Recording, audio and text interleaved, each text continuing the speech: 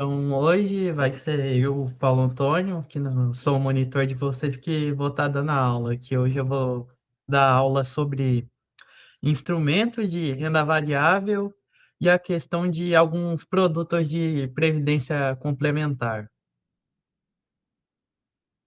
Que no caso, começando pela questão da diferença da renda variável e da renda fixa, né? A renda fixa, a questão é que, no caso, você já tem algo que determina o quanto que ela vai render, né? No caso, enquanto a renda variável tem a volatilidade, tu não tem, assim, a previsibilidade de quanto que vai estar valendo o valor do que tu comprou. Que aí, no caso, a renda variável é de acordo com o que os investidores estão dispostos a pagar. E a gente vai ter o principal produto do mercado de renda variável vai ser o mercado de ações, que o que que é? São empresas que normalmente vão aqui no Brasil, as ações das empresas são feitas, com siglas, números e letras. E no caso, sempre vão ser 4 letras, que pode ser a abreviação de alguma forma do nome da empresa, ou então algo que ela, no caso, vende, por exemplo, a Boa Safra, que no caso é soja 3 ou a ação dela. E aí, no caso, a gente vai ter os tipos de ações que vão ser demonstrados pelos números que aparecem ali, que no caso vão ter as subscrições, que isso daí vocês têm que tomar muito cuidado, e aí depois as ações, que no caso, o que que é uma subscrição? Tu compra o direito de comprar a ação depois de um determinado tempo por um tal valor. Então, você tem que tomar cuidado na hora de ir no mercado de ações, no seu home broker, essa questão. No caso, um e 2, por exemplo, são subscrições. Enquanto você vai para o 3 e para o 4, que aí, no caso, já são realmente as ações, que no caso a gente vai ter ações ordinárias e preferenciais. As ações ordinárias, no caso, elas te dão direito a votar, quando, no caso, tem a assembleias de acionistas, no caso, te dá direito a voto, cada ação te dá direito a um voto. Enquanto as ações preferenciais, elas não têm direito a voto, mas porém elas têm preferência no pagamento de dividendos. E aí, no caso, aí foi dito o número um, 2, né, que são subscrição. O um é subscrição de ações ordinárias, enquanto o 2 é subscrição de ações preferenciais. E aí, 3 é ações ordinárias, enquanto o 4 são ações preferenciais. E aí depois a gente vai ter os números indo de 5, 6, 7, 8, que o que que é que eles são? São quando a empresa, elas colocam ações preferenciais em subníveis, que no caso, indo do menor para o maior, se eu não me engano, é a preferência que tu tem na hora de receber dividendos. E também podendo ser uma letra, no caso, depois disso daí, também querendo dizer sobre a preferência. Porém, tem a letra F, que é uma das letras que, no caso, são importantes, que, no caso, são ações unitárias que tu compra. Porque, normalmente, quando tu vai no home broker comprar, no caso, se tu compra uma, uma Vale 3, tu não tá só comprando uma Vale 3, tu tá comprando 100 unidades de Vale 3. E quando aparece o F atrás, no caso quer dizer que no caso são ações unitárias. E normalmente elas vão ter o preço um pouco acima, um pouco diferente do pacote de 100 ações. E normalmente elas também têm mais liquidez. Enquanto, no caso, a gente vai ter agora a numeração 11, que no caso a numeração 11 ela pode ser bastante coisa. A numeração 11, ela pode ser uma unit, né? Que são o pacote, que no caso aí vai de acordo com cada empresa, pacote de ações ordinárias e preferenciais juntos, que no caso aí vai ter as porcentagens dentro da unit da quantidade de ações preferenciais e ordinárias, ou então ela pode ser o 11 vai representar também um ETF, um índice, ou pode ser um fundo imobiliário também. Aí tem que cuidar na hora para tu ver ali, no caso, com base nas 4 letras da frente, se é uma ação, se é um ETF, ou então se é um fundo imobiliário. E aí, no mercado de ações, a gente trabalha com empresas. E o que que acontece? Existe vários tipos de sociedades nas empresas. No caso, tem a sociedade limitada, que quando a empresa é totalmente fechada, no caso, tem a base de sócios, e os sócios têm cotas dentro da empresa, tipo, o sócio ele não vai ficar falando das ações que tem na empresa. Ele, no caso, normalmente tem porcentagem, e ali, no caso, é um núcleo muito mais fechado. No caso, o sócio também, os sócios acabam sendo os próprios CEOs das empresas. Eles, no caso, têm bastante poder dentro da empresa. Enquanto em sociedades anônimas, o que que acontece? Tem muito mais liquidez na hora de tu vender, vender a tua parte da empresa. Que aí, no caso, as empresas já não têm mais cotas, elas têm, eh, têm ações, que você não precisa ficar dando aval dos seus outros sócios para vender as suas ações, que isso é algo interessante. Só que aí vai ter uma diferença de sociedade anônima também, que no caso tem a sociedade anônima fechada e aberta. E a sociedade aberta é a que, no caso, são as empresas que são listadas na bolsa, enquanto as sociedades anônimas fechadas, elas, no caso, só transferem ações diretamente com os sócios, no caso, não tem um intermediário como uma corretora. E também tem poucos acionistas, mas normalmente bem mais do que, por exemplo, uma empresa, sociedade limitada. E nisso, no caso, esse hino de uma sociedade anônima aberta para uma fechada para uma limitada, no caso, você tem muito mais transparência, no caso, uma sociedade anônima aberta, do que numa fechada e do que numa limitada. No caso, você tem muito mais segurança, no caso, o sócio em si. Porque aí a sociedade anônima aberta, ela é regulada pela CVM, enquanto a sociedade anônima fechada ela não é obrigada a seguir as normas da CVM, porém é interessante dela seguir, caso, por exemplo, a empresa deseje em algum momento abrir, fazer uma IPO, no caso, entrar na bolsa. E aí, no caso, para a sociedade anônima aberta, a gente vai ter a questão das ações, que o que que acontece?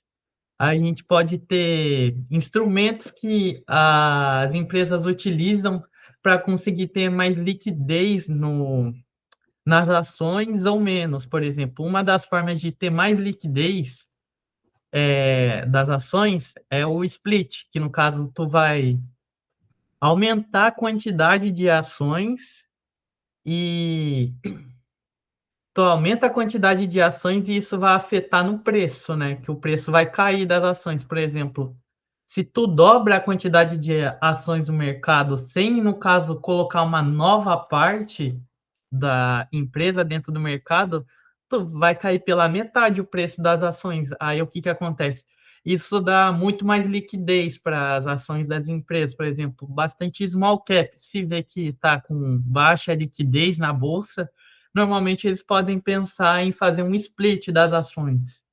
Que no caso tu vai ter a mesma quantidade que tu comprou, só que aí no caso uma quantidade diferente de ações. E tem o agrupamento, né? Um split, que no caso aí você quer diminuir a quantidade de ações que estão circulando. Que aí um dos objetivos que pode ser que faça isso, por exemplo, é a questão que na B3 tu precisa ter no mínimo a sua ação valer R$ 1, no caso para estar dentro da B3. E aí pode acontecer, por exemplo, tua empresa teve uma crise, aí no caso as suas ações estão muito perto disso e no caso você pensa em reagrupar as ações para, no caso, elas valerem mais para não chegar perto desse número, para, no caso, depois ela não ter que fazer sair da bolsa por conta disso. Que aí, é menos interessante para a empresa acabar saindo ainda mais uma situação de crise, que aí ela vai ter que pagar para os acionistas depois o valor das ações. E assim, é interessante uma empresa entrar dentro da bolsa, porque o que que acontece? Existe duas formas de uma empresa ela conseguir captar dinheiro. Ou adquirindo dívida, ou então ela vendendo parte dela, que no caso usando capital próprio. Ou você usa capital de terceiro ou capital próprio. E você entrar no mercado de ações é você usar capital próprio, no caso você não ficar à mercê dos outros, que normalmente ainda mais com essa situação da questão de taxa de juros muito alta, é muito ruim você pegar capital de terceiro com juros tão altos. E aí tem a questão de governança corporativa, que no caso que tem quatro principais fundamentos que são importantes, que no caso é a questão da equidade, no caso, mesmo que tu seja sócio minoritário, tu ainda vai ter o mesmo poder de fala de acordo com o quanto que tu tem de ações que outros, que no caso eu vou demonstrar isso mais para frente. É, responsabilidade da empresa, no caso, ela se mostra uma empresa responsável seguindo esse tipo de filosofia de governança corporativa, a transparência, que no caso a governança corporativa, ela vai trazer redução de conflitos e maior transparência para a empresa, e a quarta agora é qualidade, que no caso vai ter melhor qualidade das informações, porque por ser regida por órgãos criteriosos como a CVM, acaba que ela tem que soltar bastante números que são muito importantes às vezes para a análise dos acionistas para ver se eles continuam na empresa ou não, se faz sentido para eles. E além da questão das auditorias que são feitas. E aí, na governança corporativa, a gente tem três níveis, que no caso vai ter o novo mercado, nível 2 e nível 1, sendo o novo mercado o padrão ouro, no caso da bolsa. E ali, no caso, é a questão da segurança também, que ali é o tag along, aqui na parte de baixo, que é importante para a gente, porque, por exemplo, se alguém faz um lance querendo comprar as ações de uma empresa, no caso, com com o principal acionista, vamos dizer assim, o cara comprou 51% da empresa e aí ele vai ter que comprar o resto das ações, vai ter que fazer uma oferta pública delas.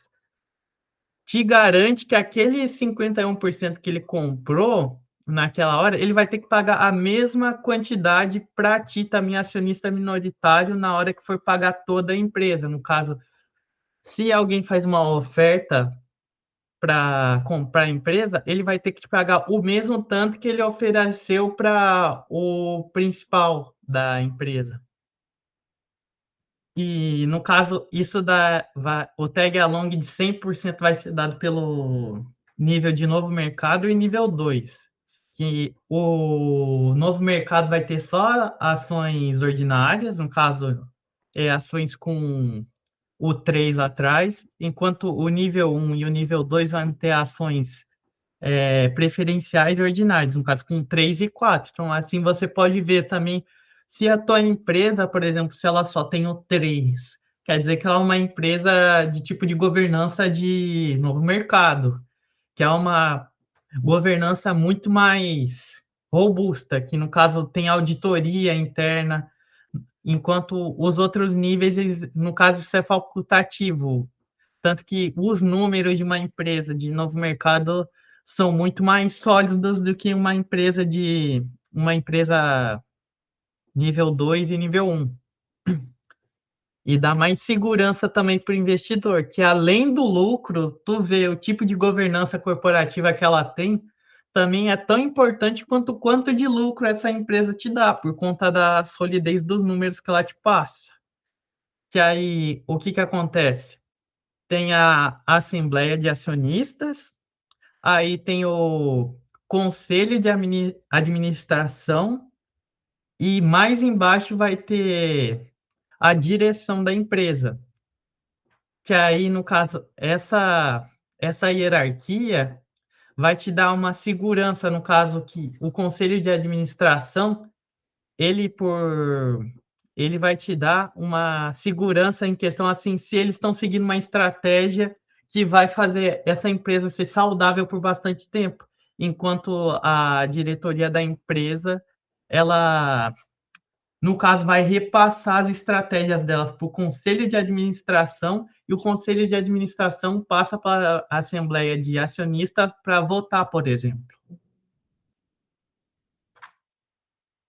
E aí tem a tributação da bolsa de valores, que no caso é feita a partir do lucro líquido mensal das operações. E como que ela é feita? Tem as operações normais, que no caso são operações de swing trade, e as operações de day trade, que no caso são operações que tu compra e vende no mesmo dia, enquanto as operações de swing trade tu pode comprar hoje e vender só ano que vem, mês que vem, semana que vem, é, mais de um dia. E o que que acontece?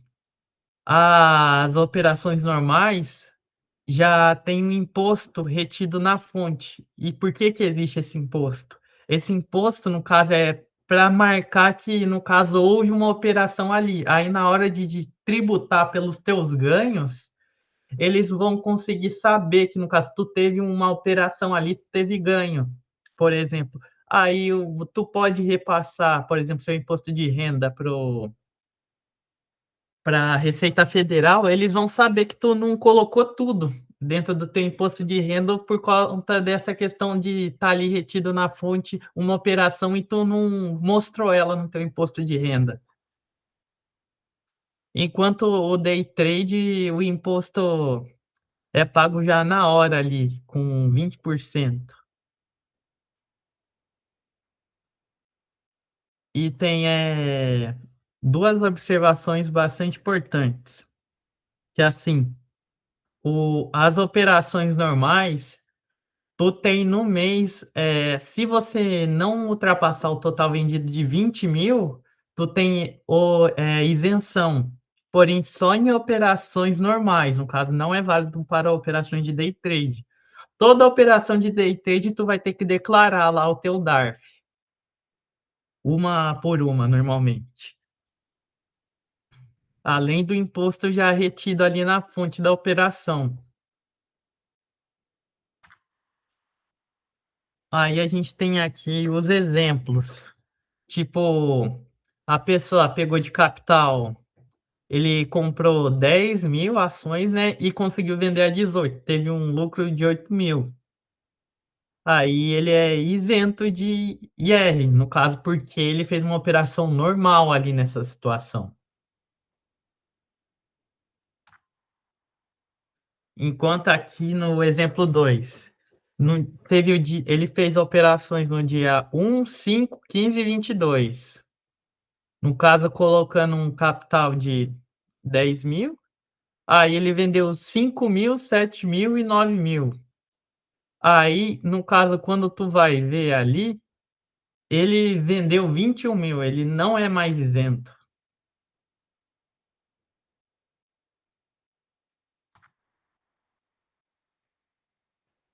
Aí tem a questão de a Receita Federal ela não é tão má assim de toda operação. Por mais que tu não teve lucro, tu vai pagar imposto de renda, no caso, sobre as operações. Tu pode compensar as tuas perdas a partir dos lucros, mas só para operações de mesma origem, no caso, operações normais, por exemplo. Se tu teve prejuízo em 2 meses, por exemplo, e no se, que nem o exemplo que aparece ali, tu teve prejuízo em 3 meses e no quarto mês tu teve lucro.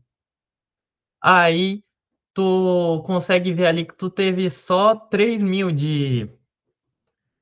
de lucro no final das contas. Se isso tudo daí for operações normais, no caso tu consegue depois, caso necessário, deduzir os impostos que tu vai ter que pagar a partir das perdas que tu teve, compensando elas se forem operações normais. Para operações normais, enquanto se tu teve perdas em operações de day trade, tu pode compensar as perdas de operação de day trade a partir de a partir do lucro das outras operações que tu teve, que aí tu pode deduzir os impostos. Que deduzir impostos é tipo tu diminuir a quantidade de imposto que tu teria que pagar naquela situação, compensando. Aí a gente tem a parte aqui também de previdência social, que aí, no caso, como que funciona a previdência social? Tem a previdência social pública, né, que no caso vem que é executada pelo INSS, e no caso ele vai prover para os trabalhadores que são beneficiários, ou então as pessoas que, no caso, ficaram pagando o INSS e, no caso, querem a aposentadoria pública. E os trabalhadores ativos, que são quem financiam os aposentados, que no caso é descontado todo mês na folha de pagamento. Quer dizer, ali no teu Olherite, por exemplo, citou o INSS, que não vai ser necessariamente para garantir a tua aposentadoria, mas no caso para financiar os aposentados já ativos. E o que que acontece? A previdência, ela tem um teto, e esse teto normalmente não é suficiente para sustentar o padrão de vida de certas pessoas. Então, aí acontece dessas pessoas elas verem uma previdência complementar para elas, no caso, para conseguir garantir no final da vida dela, ali na aposentadoria, o padrão de vida que ela tem. E aí existe os regimes de capitalização que a gente vai ter, que vão ser, na previdência complementar, tu vai ter, as entidades fechadas e entidades abertas. Que, no caso, o que que são as entidades fechadas? São fundos de pensão, que normalmente são fundos, são fundos de previdência de próprias empresas. Por exemplo, o fundo de previdência dos, funcionários do Banco do Brasil. Fundo de previdência dos funcionários da Vale. No caso aí vai ter um grupo de pessoas que vai estar controlando esse fundo para garantir depois uma aposentadoria para os beneficiários desse fundo, que são os trabalhadores das empresas, que no caso são donas do fundo. E esses fundos de pensão, eles são, em grande parte, muito importantes no mercado financeiro, porque normalmente eles regem bastante coisas que vão, ser tendência no mercado financeiro. Porque esses fundos, ainda mais, por exemplo, do Banco do Brasil, da Vale, bastantes empresas públicas, eles têm muito poder na hora de negociar, investimentos, por conta do tamanho deles e do tamanho das empresas. Enquanto a gente vai ter também as entidades abertas de previdência complementar, que aí, por exemplo, a gente tem o fundo Arcagrão do Grupo Primo, que no caso é um fundo de previdência que, no caso, qualquer um pode investir nesse fundo. É, e aí, para esses fundos essas entidades abertas de previdência complementar, a gente vai ter dois tipos de regime. No caso, o plano gerador de benefício livre e o vida gerador de benefício livre. E o que que acontece? O PGBL é indicado Normalmente, para quem declara já o imposto de renda no modelo completo, que acontece? Ele permite tu deduzir da tua tributação de imposto de renda 12% da tua renda bruta. No caso, vamos dizer que tu teve 100.000 ali de renda bruta, então ali, no caso, você pode descontar na hora de fazer o imposto de renda 12%, no caso, 12.000. Que isso daí, o imposto de renda vai ser no total do valor resgatado. Ah, por exemplo, tu resgatou o teu fundo de tu chegou na tua aposentadoria e agora tu vai resgatar aquele seu fundo de previdência complementar. Aí, no caso, na parte de além do valor que tu capitalizou naquele fundo, tu também vai pagar imposto de renda sobre os rendimentos, no caso, nos dois.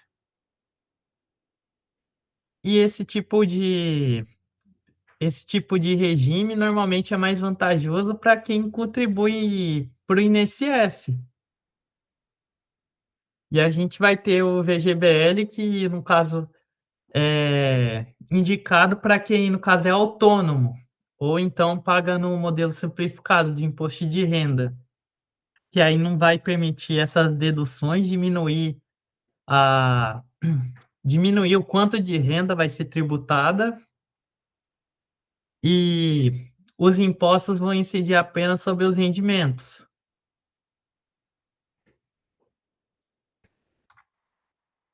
E eu acho que é isso que eu tinha para apresentar. Tem alguma Uhum. coisa que tu queira falar, Cortina? Não, não, só complementar essa última questão do PGBL e do VGBL, para quem que seria mais indicado, depende muito do objetivo da pessoa. Usando o exemplo que o Paulo trouxe, por exemplo, a pessoa ela ganha 100 mil reais por mês e ela quer contribuir 12 mil reais todos os meses para a previdência dela, no caso do PGBL. Esses 12 mil é os 12% da renda anual bruta dos 100 mil que ela teve, e com esses 12 mil ela não vai ter cobrança do imposto de renda apenas sobre esses 12%. Caso ela tenha mais, aí vai ser cobrado imposto de renda sobre esse excedente que excedeu os 12%. Então, esses 12% é um benefício fiscal, né, justamente para fomentar esse tipo de investimento no PGBL, enquanto no VGBL não existe isso. E a pessoa, por exemplo, se ela quer colocar só 12% da renda dela num PGBL para ter essa isenção e ainda contratar um VGBL, ela pode. Ela pode ter dois tipos de produto de previdência, buscando sempre, o objetivo da pessoa é diminuir ao máximo essa questão da incidência no imposto de renda. Acho que só seria isso. Vou deixar tu fechar a aula de hoje, Paulo. Agradecer por você ter passado a aula de hoje, que conforme a gente tinha falado no começo do ano, você ia ministrar algumas aulas. Essa foi sua primeira e foi muito bem. Parabéns. Vou deixar tu fechar a aula de hoje.